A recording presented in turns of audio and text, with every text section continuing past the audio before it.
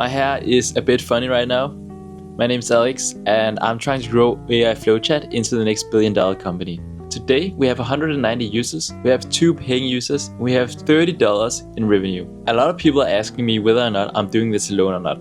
And the truth is, I'm doing this alone. Right now I don't have any investors, I don't have any co-founders, and I don't have any employees. I'm going to talk a little bit about why I'm doing this and also whether or not you should do the same. A few days ago I talked about whether or not you should get an investor. I think you should watch that video and then come back and watch this one. Great, so let's talk about why am I doing this alone? Why do I not have any co-founders? So the truth is, this is actually my second business that I'm running.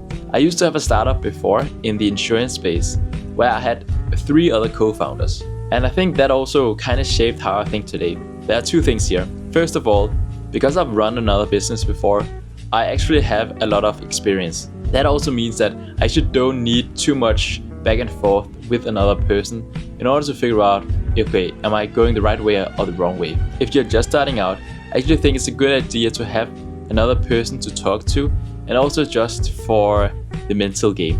If you go alone, it's much harder to stay consistent than if you have someone else, then you can kind of pull each other up whenever you need it. Secondly, there's some very big cost to onboard more and more co-founders onto your startup. The more co-founders you have, the more you're going to struggle with communication and with moving fast. If you're building alone, you don't really have to get anyone's approval. You can just go ahead and do it.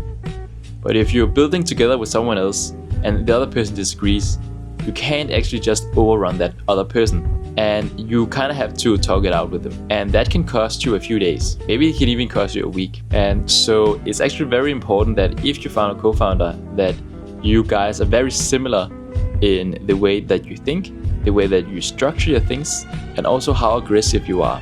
And by aggressiveness, I kind of mean how fast are you willing to go. And by going fast, of course, you're going to break things.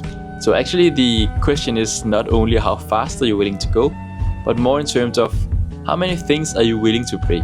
And so I know that I'm very willing to break things. So for me, it's actually very hard to find a co-founder that's willing to do the same thing.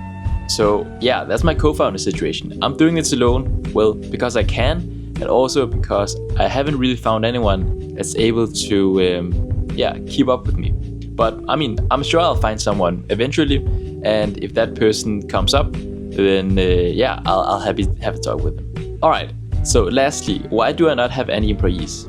Even if an investor came and gave me $1 million, I probably still wouldn't hire anyone as of now, because I would still have to figure out how do I validate this idea before I scale it up and distribute the work to someone else. Right now, the iteration speed is just everything.